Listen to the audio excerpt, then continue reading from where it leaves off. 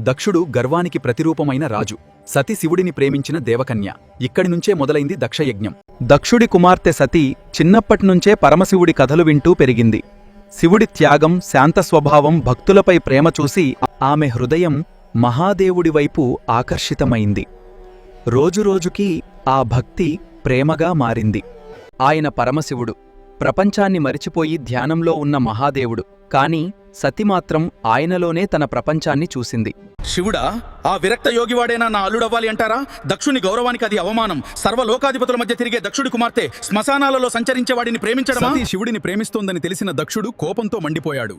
తన అహంకారానికి శివుడు సరిపోడని భావించాడు. మహాదేవుడి పేరు వినడానికే అసహనం చూపించాడు. దేవతల ఆశీర్వాదాల మధ్య అగ్నిసాక్షిగా ఒక్కటయ్యారు శివుడు మరియు సతి. పూలవర్షంలో దివ్యప్రేమకు ఆరంభమైంది ఈ పవిత్ర వివాహం. ఏమిటి, మా తండ్రి దక్షుడు మహాయజ్ఞం చేస్తున్నారా? నాకీ విషయం ఎందుకు తెలియలేదు? సతి, ఆ యజ్ఞానికి ఆహ్వానం రాలేదు. అక్కడికి వెళ్లడం మంచిది కాదు. అది నా పుట్టింటి యజ్ఞం మహాదేవా. పిలవకపోయినా కుమార్తెగా వెళ్లే హక్కు నాకుంది. అహంకారంతో ఉన్నవారి దగ్గర గౌరవం దొరకదు సతి. నీ నిర్ణయం నీకు తీరని వేదనను మిగిస్తుంది. దక్షుడు ఘనంగా మహాయజ్ఞాన్ని ప్రారంభించాడు. దేవతలందరికీ ఆహ్వానం పంపించాడు. ఋషుల మంత్రోచ్చారణలతో యజ్ఞశాల మారుమోగింది. కాని ఆ సభలో పరమశివుడికి మాత్రం స్థానం లేదు. సతీదేవి ఎంతో వేదనతో, హృదయంలో కలిగిన అపారమైన బాధతో యజ్ఞశాల వైపు అడుగులు వేస్తోంది. ఆమె వెనుక నందీశ్వరుడు మరియు శివగణాలు అత్యంత గంభీరంగా రక్షణగా అనుసరిస్తున్నారు. ఆ శ్మశానవాసి నా యజ్ఞానికి అర్హుడు కాదు.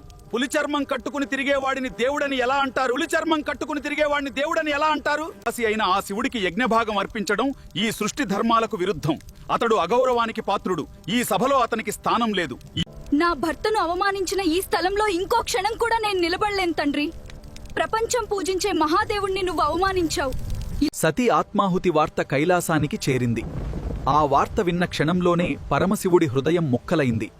బాధ క్షణాల్లోనే రుద్రకోపంగా మారింది. మహాదేవుడి కళ్లలో అగ్నిజ్వాలలు మెరవగా భూమంతా కంపించసాగింది.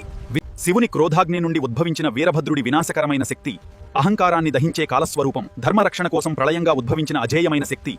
సృష్టి వినాశనం మొదలైంది. సర్వనాశనం తప్పదు.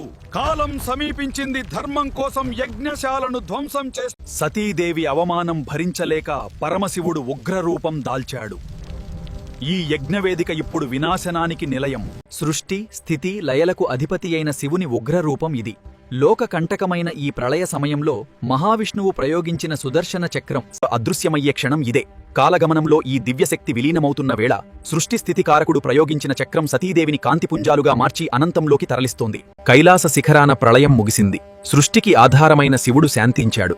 ఆ పరమాత్ముని కరుణతో విశ్వంలో తిరిగి ప్రశాంతత నెలకొన్నది. సర్వం శివమయం. జగత్తును రక్షించే పరమశివుడు తన ఉగ్రరూపాన్ని వీడి భక్తకోటి ప్రార్థనలను ఆలకించి ప్రశాంతతతో శాంతమూర్తిగా మారుతున్నాడు. లోక కళ్యాణార్థం ఆయన దివ్యమైన అనుగ్రహాన్ని అందరికీ మహాదేవా, దక్షుడు తప్పు చేశాడు. దయచేసి క్షమించండి స్వామి.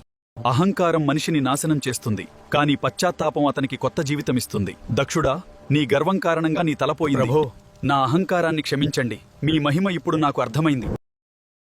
అహంకారం వీడి వినమ్రుడైన దక్షుడిని చూసి దేవతలు ఆశ్చర్యపోయారు. శివుని కరుణతో సమస్త విశ్వంలో శాంతి నెలకొంది.